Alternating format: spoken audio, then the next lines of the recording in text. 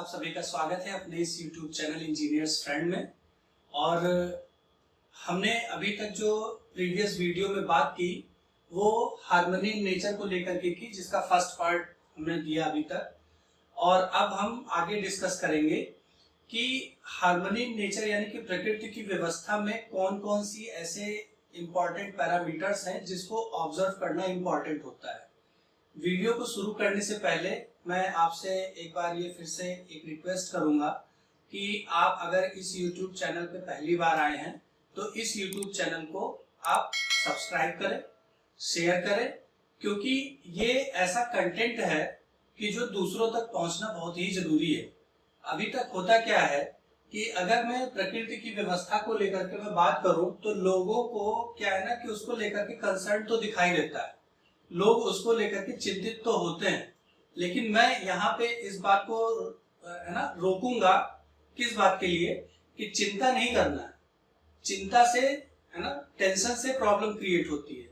हमें कहाँ जाना है? कंटेम्पलेशन की ओर जाना है, चिंतन की ओर जाना है। अब चिंतन की ओर जाने के लिए क्या होता है, स्पेसिफिक डायरेक्शन की रिक्वायरमेंट होती है। मुझे जहां तक मैं अपनी बात करूं, मुझे जितना समझ में आया है ना, उसके आधार पर मैं इस कंटेंट को रख रहा हूं।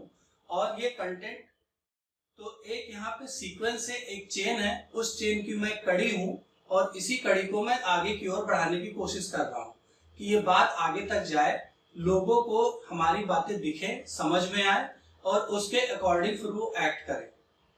ठीक, तो आगे हम बात करते हैं किस पे? Harmony in nature second part पे, जहां पे यहाँ पर हम डिस्कस करेंगे कि कौन कौन से डिफरेंट हमारे ऑर्डर्स अभी तक हमने आइडेंटिफाई किए हैं। उन ऑर्डर्स के बेस पर उनकी एक्टिविटी क्या क्या डेवलप होती है, उन एक्टिविटी के बेस पर उनकी इनएक्टनेस क्या होती है, और उनकी इनएक्टनेस के साथ में देखेंगे तो उनका इनहेरिटेंस क्या डेवलप होकर के आता है। तो इन 4 पैरामीटर्स पे ये हमारा पूरा वीडियो डेडिकेटेड होगा। तो अगर हम इस चार्ट को देखें तो इसमें 2 पैरामीटर तो हम पहले इससे प्रीवियस वीडियो में जो harmony in nature first part है उसमें डिस्कस कर लिया था कि ऑर्डर्स जो हमारे अवेलेबल्स है वो फिजिकल ऑर्डर है, प्राणिक ऑर्डर है, एनिमल ऑर्डर है और ह्यूमन ऑर्डर है। अब फिजिकल ऑर्डर की अगर हम बात करें तो जैसे सॉइल, मेटल, ये इसकी यूनिट्स हैं। प्राणिक ऑर्डर की बात करें तो प्लांट एंड ट्रीज हैं। एनिमल ऑर्डर की बात करें तो एनिमल एंड बर्ड्स हैं। और ह्यूमन ऑर्डर की बात करें तो ह्यूमन बीइंग है। अब क्या है कि इन ऑर्डर को उनकी यूनिट और उसकी एक्टिविटी के बेस पर ही हम यूनिट को पहचानते हैं। ठीक है ना, जैसे कि प्रीवियस वीडियोस में हमने डिस्कस किया। तो अभी क्या है कि एक्टिविटी में हमने क्या लिखा, फिजिकल ऑर्डर की जो यूनिट्स हैं उसकी जो एक्टिविटी होंगी उसमें फॉर्मेशन और डिफॉर्मेशन, या ये कह ले कि रचना और विरचना, हिंदी में कहें तो रचना और विरचना, ये लगातार चलता ही रहता है। अभी जैसे कहने का क्या मतलब है कि अगर जैसे मान लीजिए कि ये मार्कर है, अब इस मार्कर के ऊपर जितना इनके पार्टिकल के बीच में जो बॉन्डिंग फोर्स है, अगर उससे ज्यादा फोर्स इसके ऊपर इंप्लीमेंट किया जाए तो ये क्या होगा? डिफॉर्म हो जाएगा, है ना। और अगर जैसे अब इसका क्या है कि डिफॉर्म कर रहे हैं तो इसका मतलब क्या है कि कहीं ना कहीं इसका फॉर्मेशन हुआ है। तो फॉर्मेशन के लिए भी क्या है कि जो इनके बीच के जो मॉलिक्यूल्स हैं उनके बीच के बॉन्डिंग को बनाने के लिए जब एक्सटर्नल फोर्स हमने अप्लाई किया, एक्सटर्नल एनर्जी हमने सप्लाई की, तो इसमें क्या हो गया? फॉर्मेशन हो गया।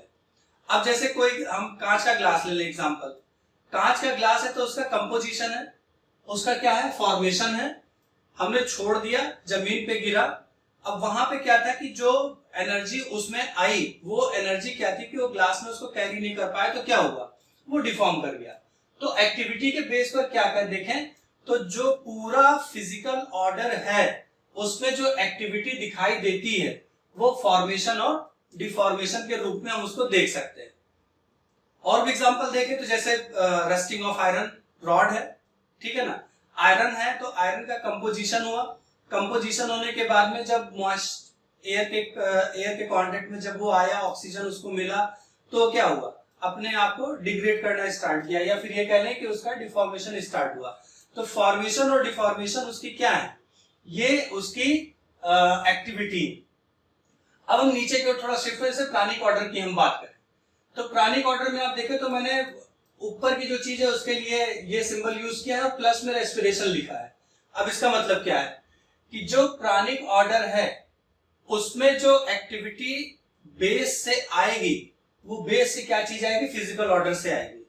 यानी कि जो प्राणिक ऑर्डर है, जो प्लांट एंड ट्रीज हैं, उसमें फॉर्मेशन और डिफॉर्मेशन तो चलता ही रहेगा, लेकिन साथ में क्या है, ये रेस्पिरेशन भी चलता रहेगा। अब प्लांट है तो प्लांट का अपना एक टेन्योर होता है। टेन्योर जब तक कंप्लीट नहीं हो जाता है तब तक उसमें क्या होता है, फॉर्मेशन और डिफॉर्मेशन की एक्टिविटी चलती रहती है, ठीक है ना।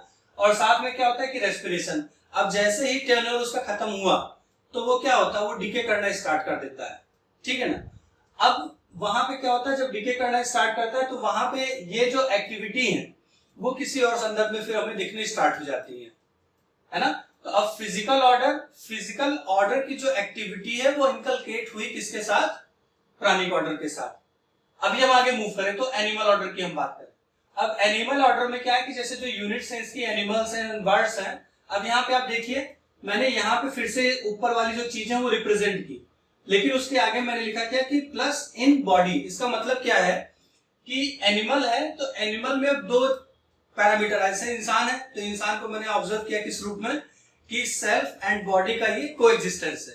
तो ऐसे ही एनिमल के साथ भी क्या है कि animal also is the coexistence of self. इसको आइडेंटिफाई कर लेते हैं। जैसे सेल्फ को हमने रिप्रेजेंट किया आई से और वो उसकी बॉडी, ठीक। तो अब जो शरीर में जो एक्टिविटी उसके चलेगी है ना, वो एक्टिविटी क्या चलेगी, फॉर्मेशन डिफॉर्मेशन रेस्पिरेशन, ये किसमें चलेगा, उसके बॉडी में। लेकिन जो सेल्फ का एसोसिएशन वहां पर है, सेल्फ में जो उसके चीजें चलेंगी, जो एक्टिविटी होगी वो सेलेक्टिंग और टेस्टिंग की होगी, है ना। सेलेक्टिंग और टेस्टिंग का मतलब क्या है कि वो अपने शरीर को बनाए रखने के लिए, है ना, अपने शरीर को सही ढंग से सुचारू रूप से चलाने के लिए उसका सिलेक्शन और टेस्टिंग पैरामीटर सबसे हाई लेवल पे होता है, ठीक। अब अगर बात नहीं समझ में आ रही तो आप, है ना, बताइएगा कि यहाँ पे बात अगर ना समझ में आई हो तो, ठीक। तो एनिमल के लेवल पे क्या है कि बॉडी में जो चलेगा वो फॉर्मेशन डिफॉर्मेशन और रेस्पिरेशन, और सेल्फ में जो चलेगा वो सेलेक्टिंग और टेस्टिंग। ये इसके अंदर एक्टिविटीज कॉन्टिन्यूअस चलती ही रहेंगी, ठीक। अब आगे अगर हम देखें तो ह्यूमन के लेवल पे, अब यहां पे मैंने क्या लिखा है ना, जो ऊपर की जो चीजें चलती आ रही वो और प्लस इन बॉडी। अब यहाँ पे क्या है ना कि थोड़ा सा आप एनिमल के साथ इसको आप रिजेंबल करके थोड़ा ऑब्जर्व करिए तो ये आपको दिखेगा कि जो एनिमल के बॉडी में जो एक्टिविटी है और ह्यूमन की बॉडी में जो एक्टिविटी है उसमें तो कोई डिफरेंस ही नहीं है ना। इंपॉर्टेंट चीज है कि एनिमल के लेवल पे और ह्यूमन के लेवल पे शरीर में तो कोई अंतर ही नहीं है। क्या कि फॉर्मेशन डिफॉर्मेशन एनिमल के बॉडी में भी एक्टिविटी के रूप में चल रहा है तो ह्यूमन में भी चल रहा है। रेस्पिरेशन एनिमल की बॉडी में भी दिख रहा है तो ह्यूमन की बॉडी में भी दिख रहा है। लेकिन अब गैप कहां पर आता है, इंसान और जानवर या एनिमल के बीच में जो गैप क्रिएट होता है ना, वो यहां से क्रिएट होता है। कैसे कि एनिमल के लेवल पे जो सेल्फ में जो एक्टिविटी रन करती है वो सेलेक्टिंग और टेस्टिंग के लेवल पे करती है, लेकिन इंसान का जो है ना ब्रेन और माइंड का जो कॉम्बिनेशन है उस लेवल पे जाकर के बात देखें तो क्या होता है कि इंसान के पास इमेजिंग की कैपेबिलिटी है, इमेजिंग की एक्टिविटी है, एनालाइजिंग की, है ना, सेलेक्टिंग एंड टेस्टिंग। तो अब क्या है कि इंसान अगर केवल सेलेक्टिंग और टेस्टिंग के लेवल पर जी रहा है तो वो इसी ऑर्डर में है अभी। अगर वो एनालाइजिंग और इमेजिंग के लेवल पे जा पा रहा है तब हम उसको कह सकते हैं क्या कि वो ह्यूमन के ऑर्डर में है, ठीक। बहुत ही स्मॉल गैप है, लेकिन ये स्मॉल गैप भी बहुत, है ना, बहुत से प्रॉब्लम्स को देख भी सकता है, और अगर ये चीज ना दिखे तो बहुत सी प्रॉब्लम्स को वो क्रिएट भी कर सकता है ना। तो अब यहाँ पे इंपॉर्टेंट चीज क्या है कि सबसे अच्छी बात यह है कि potential for understand in self, यहाँ पे एक स्कोप है इंसान के पास कि उसके सेल्फ में, है ना, सही चीज को समझ करके सही जीने का पोटेंशियल। अब इसको भी ऑब्जर्व करेंगे तो कहाँ करेंगे? विद इन सेल्फ करेंगे, है ना। विद इन सेल्फ हम ऑब्जर्व करेंगे तो क्या करेंगे कि मेरे थॉट्स कैसे आ रहे हैं, मेरे ऐसे कौन से थॉट हैं कि जो नेचुरल एक्सेप्टेंस के प्लेटफॉर्म पर हैं, कौन से ऐसे थॉट हैं कि जो सेंसेशन के प्लेटफॉर्म पर हैं, और कौन से ऐसे थॉट हैं जो मेरे प्री कंडीशनिंग से ड्राइव हो रहे हैं। अब इन तीनों में से मतलब नेचुरल एक्सेप्टेंस, सेंसेशन और प्री कंडीशनिंग, इन तीनों में से आपको यह ऑब्जर्व करना है कि कौन सी चीज है जो आपके लिए प्रायोरिटी पर है और उसके अकॉर्डिंग आपके लिए चलना सही है। सही का मतलब क्या है? यूनिवर्सल है ना। तो ये थी एक्टिविटी। एक्टिविटी के बाद में जो अब हम डिस्कस करेंगे वो हर एक ऑर्डर का इनएक्टनेस है, जिसको हम यहाँ पे अब ऑब्जर्व करेंगे। तो उसको पहले हम लिख लेते हैं, फिर उसके ऊपर हम डिस्कस करते हैं। तो अब देखते हैं क्या इनएक्टनेस, एक्टिविटी और इनएक्टनेस, इनका आपस में रिलेशनशिप और यूनिट के बिहाफ पे इनएक्टनेस का मतलब क्या निकल के आता है। तो पहले नंबर पे देखें ना तो फिजिकल ऑर्डर है, तो इसकी जो यूनिट्स है ना, अब इनकी यूनिट की एक्टिविटी भी हमने देखा। अब बात आती है इनएक्टनेस। इनएक्टनेस में मैंने लिखा एग्जिस्टेंस। एग्जिस्टेंस का मतलब क्या होता है? पहले ये देखिए ना कि इनएक्टनेस का मतलब क्या होता है। इनएक्टनेस का मतलब ये होता है कि कोई भी यूनिट हो, उसकी अपने आप में धारणा क्या है, उसका अपने आप में अरेंजमेंट क्या है, स्वयं में व्यवस्था क्या है, ठीक है ना। तो उसी को हमने क्या बोला? धारणा या इनएक्टनेस। तो ये क्या चीज धारण कर, फिजिकल ऑर्डर क्या चीज धारण कर सकता है? उसका होना ही, है ना, उसका एग्जिस्ट करना ही उसका इनएक्टनेस है, ठीक। क्योंकि वही एक बेस है, यही एक बेस है कि जो बाकी के ऑर्डर्स को फ्लरिश करता है ना, बाकी के ऑर्डर को वो, है ना, आगे पुट ऑन, आगे लेकर के आता है। तो क्या है कि फिजिकल ऑर्डर के लेवल पे जितने भी यूनिट्स हैं, है ना, एयर, वाटर, मेटल, सॉइल, जो भी चीज है, जो भी फिजिकल ऑर्डर से बिलोंग करती है, उसका होना ही, है ना, उसका इनर्टनेस है।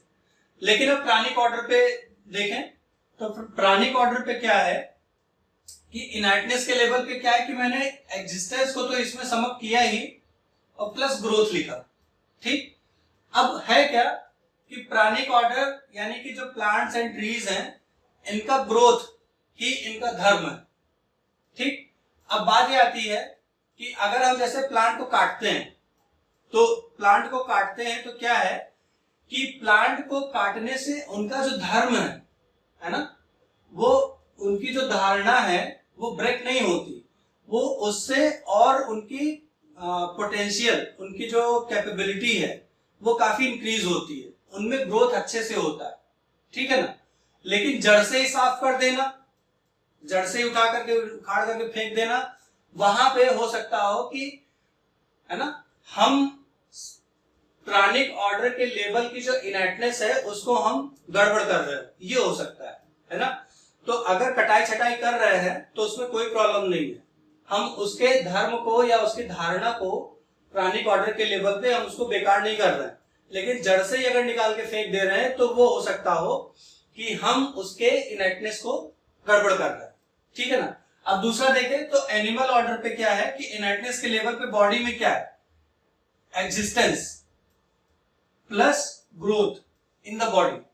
अब एग्जिस्टेंस का मतलब क्या, ग्रोथ का मतलब क्या है? यहाँ पे बॉडी में एग्जिस्ट करने का मतलब क्या होता है, मैं एक बार इसको फिर से और क्लियर करने की कोशिश करता हूं कि एग्जिस्ट करने का मतलब क्या है कि जैसे, है ना, एग्जांपल इसी का लेते हैं कि जैसे ये पेन है, तो पेन आज क्या है कि बहुत बड़े ऑर्डर में हमें दिखाई दे रहा है। अब हमने क्या किया, इसके दो पार्ट निकाले, एक कैप हो गया और एक इसका ये पेन हो गया। फिर हमने इसके और इसके सेगमेंट्स किए, जिसमें इसका अपर पोर्शन, फिर इसमें जो रिफिल लगी हुई है वो सब अलग अलग कर लिया।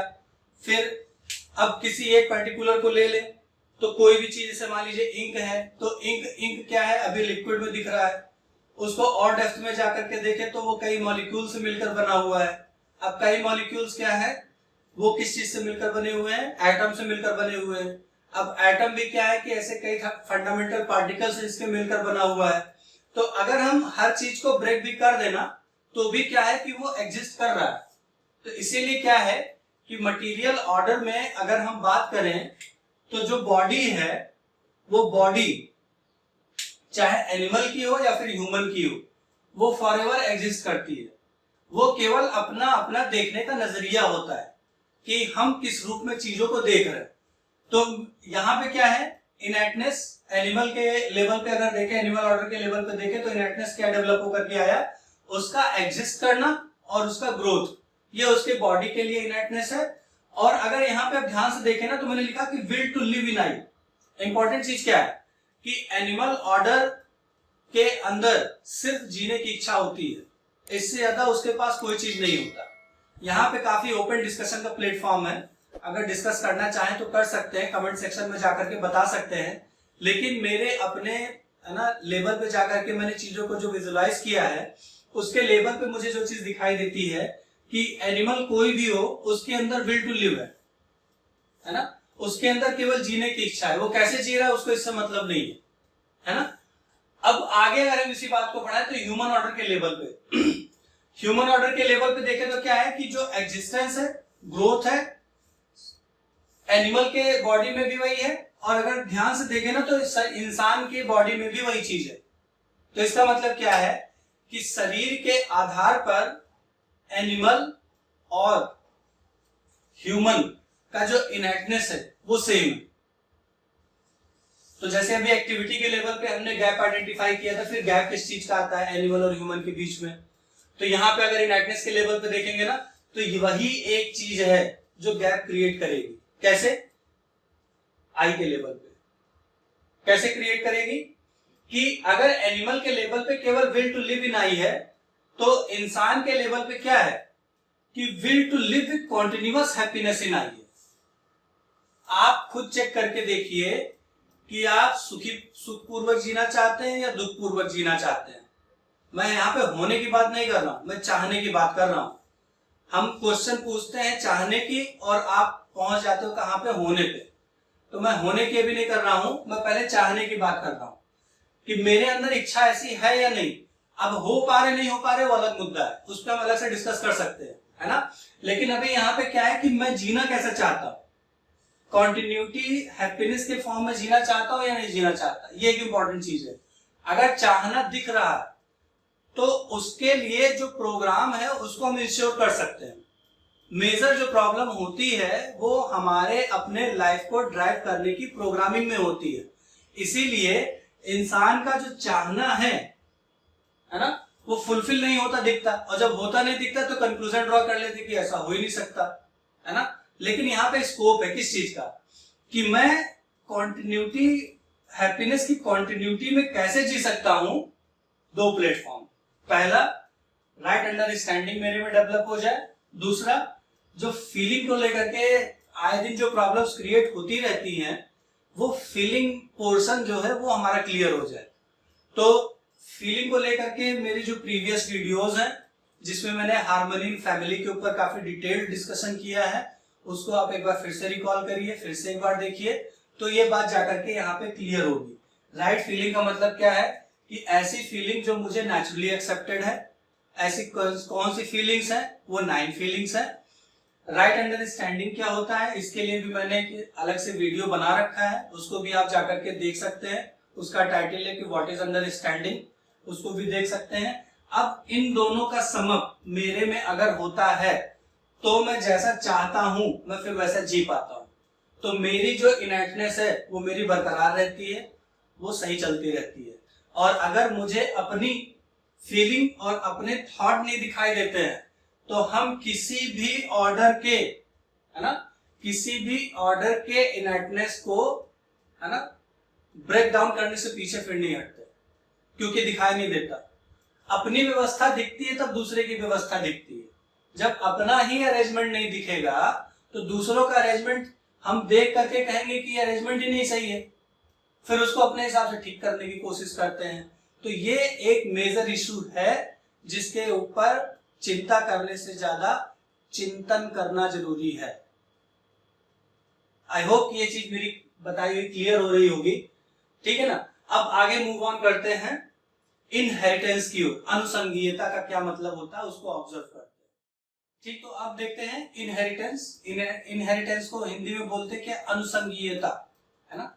अब इसमें आप देखें ना तो फिजिकल ऑर्डर के लेवल पे क्या है कि जो इनहेरिटेंस है, अनुसंगीयता है, क्या कॉन्स्टिट्यूशन बेस्ड है।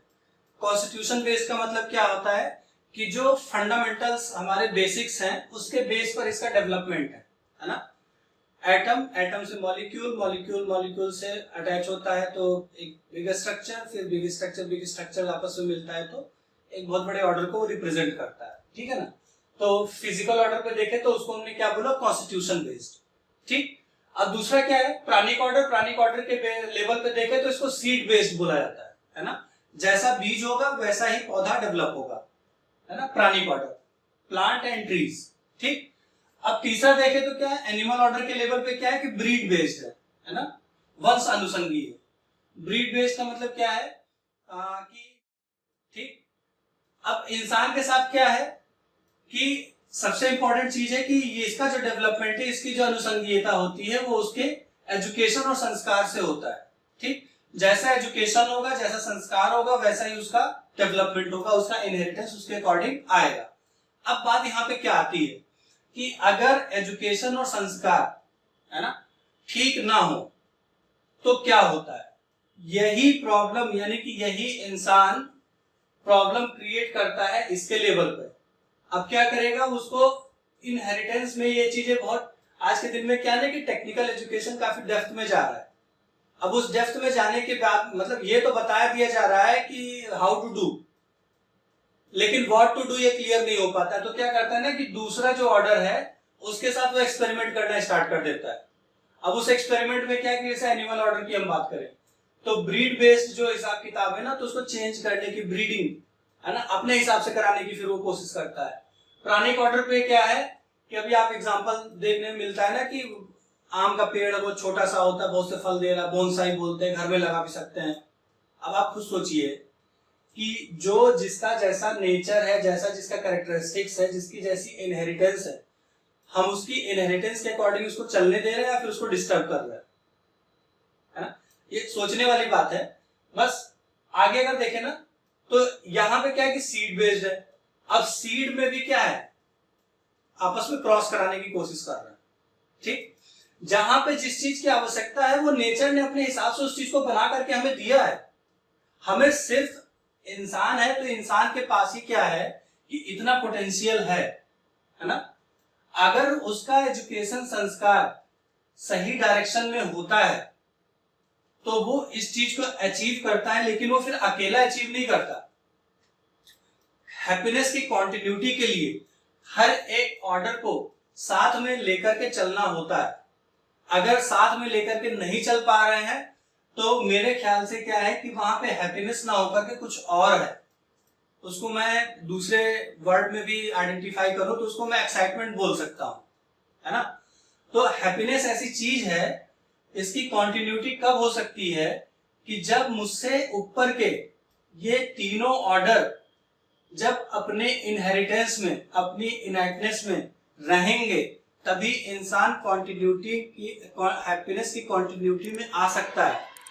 इसके अलावा इंसान के पास और कोई ऑप्शन है ही नहीं। अब ये ऑप्शन नहीं है, ये भी कहां दिखेगा, हमें एजुकेशन संस्कार में ही दिखेगा। कैसे होगा कि तो यहां पे देखें ना तो इसको अगर हम ऑब्जर्व करें तो एजुकेशन संस्कार सही होगा तो सही समझ का विकास सही होगा, सही समझ होगा तो सही भाव होंगे, सही भाव होंगे तो हैप्पीनेस का मतलब समझ में आएगा, कॉन्टिन्यूटी का मतलब समझ में आएगा, आई और बॉडी के बीच का जो गैप है वो समझ में आएगा। तो बॉडी सेंट्रिक लाइफ से इंसान की शिफ्टिंग सेल्फ सेंट्रिक होने लगती है, और जब सेल्फ सेंट्रिक होती है तो ये हर एक नेचर में जितनी भी यूनिट्स हैं, जितने भी ऑर्डर्स हैं, उनके साथ इंटर रिलेटेडनेस, परस्पर संबंध हमें दिखाई देगा। जब वो परस्पर संबंध हमें दिखाई देगा तो उसके अकॉर्डिंग फिर हम एक्ट करेंगे, और जब उसके अकॉर्डिंग एक्ट करेंगे तो यही चीज हमें कॉन्टिन्यूअस हैप्पीनेस की ओर ले जाएगी। और यही चीज कॉन्टिन्यूअस हैप्पीनेस में क्या एक और इंपॉर्टेंट चीज आती है, इंसान है तो इंसान के साथ में एक और चीज डेवलप हो करके आती है, उसको हम बोलते हैं क्या, नेक्स्ट जनरेशन। अब यही एजुकेशन और संस्कार हम नेक्स्ट जनरेशन तक पास ऑन करते हैं। नेक्स्ट जनरेशन तक पास ऑन करने का मतलब क्या है कि कुछ इंफॉर्मेशन हमने आने वाली जनरेशन को दिया और आने वाली जनरेशन ने उसके बिहाफ पे अपनी तरफ से कुछ इनपुट्स दिया। अब उस इनपुट्स को भी हमें ऑब्जर्व करना है, एनालाइज करना है। ये सब करने के बाद में ही ये चीज केवल हमें अचीव हो पाती है। कॉन्सेप्ट बहुत छोटा है, देखने का तरीका भी बहुत छोटा है, लेकिन के अगर शरीर के आधार पर अगर जीवन हो रहा है तो यही कॉन्सेप्ट बहुत बड़ा लगने लगता है। अगर मेरा जीना सेल्फ के आधार पर हो रहा है तो ये कॉन्सेप्ट बहुत आसानी से समझ में आ जाता है। पूरी है ना एंटायर नेचर हमें अपनी आंखों के सामने दिखने लगता है। अभी आप देखिए कि आपके घर में बहुत सी चीजें अवेलेबल होंगी। कुछ होंगी जो मटेरियल ऑर्डर के लेवल पे होंगी, कुछ होंगी जो प्राणिक ऑर्डर के लेवल पे होंगी, कुछ होंगी जो एनिमल ऑर्डर के लेवल पे होंगी। अब आपका उनके साथ कनेक्शन कैसा है ये आपको ऑब्जर्व करना। घर में आपके और भी इंसान है ना, परिवार है तो ह्यूमंस भी हैं। अब वहां पे जो चीज आइडेंटिफाई करने वाली जो चीज है वो ये है कि मेरी सही समझ सबके साथ एसोसिएट हो पा रही है, नहीं हो पा रही है। मेरी फीलिंग अपने परिवार में लोगों के साथ सही इंश्योर हो पा रही है, नहीं हो पा रही है। रिस्पॉन्सिबिलिटी नाम की चीज मुझे दिख पा रही है, नहीं दिख पा रही है। अब ये सब चीज कहां से होगी? एजुकेशन और संस्कार के पास ही केवल इतना पोटेंशियल है कि वो इन सब चीजों को ऑब्जर्व कराने में हमारी मदद कर सके। और एजुकेशन संस्कार में भी एक बहुत बेस में, बहुत ही डेप्थ में एक टूल है जिसको मैं बार बार फोकस कराने की कोशिश करता हूँ, जिसको मैं बार बार बोलता हूँ, नेचुरल एक्सेप्टेंस। इसको देखना, इसको सुनना, इसको समझना, यही अगर हमारा टारगेट रहेगा तो इस पूरे एंटायर एग्जिस्टेंस को समझना कोई बहुत बड़ी बात नहीं है। लेकिन स्टार्ट कहाँ से होगा? मेरे अपने से होगा। क्योंकि यहाँ पे लास्ट में जो सम अप होकर के मुझे जो चीज दिखाई दे रही है वो ये दिखाई दे रही है कि ह्यूमन है ना, उसमें फिजिकल ऑर्डर का भी कुछ है सेंस, प्राणिक ऑर्डर का भी कुछ सेंस है, एनिमल ऑर्डर का भी कुछ सेंस है और ह्यूमन का तो अपना खुद का है ही, है ना। तो इन पैरामीटर्स पे ये हम कह सकते हैं कि नेचर बाहर नहीं है, नेचर इंसान के विदिन है, इंसान के साथ है। ये सिर्फ और सिर्फ देखने का तरीका है, देखने का नजरिया है। आप कैसे देखते हैं ये आप हमें कमेंट सेक्शन में जाकर के बताइएगा। अब मैं क्या है कि हार्मनी नेचर इन टोटलिटी पूरे इसको सम अप कर लेता हूं कि मैंने अभी तक क्या डिस्कस किया। और डिस्कस करने के बाद में, इसको सम अप करने के बाद में हमारा नेक्स्ट टॉपिक होगा हार्मनी इन एग्जिस्टेंस, है ना। एग्जिस्टेंस क्या चीज होती है, कोएग्जिस्टेंस क्या चीज होती है, और एग्जिस्टेंस और कोएग्जिस्टेंस को देखने का तरीका क्या हो सकता है, ठीक है ना। तो अब हम इसको सम अप कर लेते हैं। सम अप में देखें तो यहाँ पे हमने क्या देखा, हार्मनी नेचर में 4 ऑर्डर्स देखे। 4 ऑर्डर के बीच में क्या है, आपस में जो रिलेशनशिप उसको आइडेंटिफाई किया। और उस आइडेंटिफिकेशन में हमें जो चीज ऑब्जर्व में आई वो ये आई कि ह्यूमन ऑर्डर ही है कि जो बाकी के साथ इंटरकनेक्टेडनेस फील नहीं कर पा रहा, देख नहीं पा रहा है। बाकी तीनों ऑर्डर में कोई प्रॉब्लम नहीं है। अब यहाँ पे क्या इंपॉर्टेंट चीज आती है कि अगर ह्यूमन ऑर्डर का एजुकेशन संस्कार ठीक होता है तो उसके पास 2 ऑप्शन उसे दिखाई देते हैं, जिसमें से पहला क्या होता है कि वो हर एक व्यवस्था को समझ ले। दूसरा चीज होता है कि उस व्यवस्था में उसे जीना आ जाए। ये 2 ऑप्शन उसके सामने क्रिएट होकर के आते हैं, इसके अलावा और कोई ऑप्शन नहीं है। अभी इस वीडियो में हमने क्या देखा, ऑर्डर्स हैं, वेरियस यूनिट्स हैं, यूनिट्स हैं तो उनकी एक्टिविटीज है, एक्टिविटीज है तो उनकी इनैक्टनेस है, और इनैक्टनेस है तो उसका इनहेरिटेंस है। तो इन सब पैरामीटर को लेकर के मैं यहाँ पे इस वीडियो को सम अप करता हूँ। और अगर कहीं पे आपको मेरी बात नहीं समझ में आई है तो आप उसको बताइए, कमेंट करिए। मैं अपनी तरफ से पूरी कोशिश करूंगा कि आपके प्रश्नों का मैं उत्तर दे सकूं। मिलते हैं नेक्स्ट वीडियो में कोएग्जिस्टेंस के साथ। Thank you.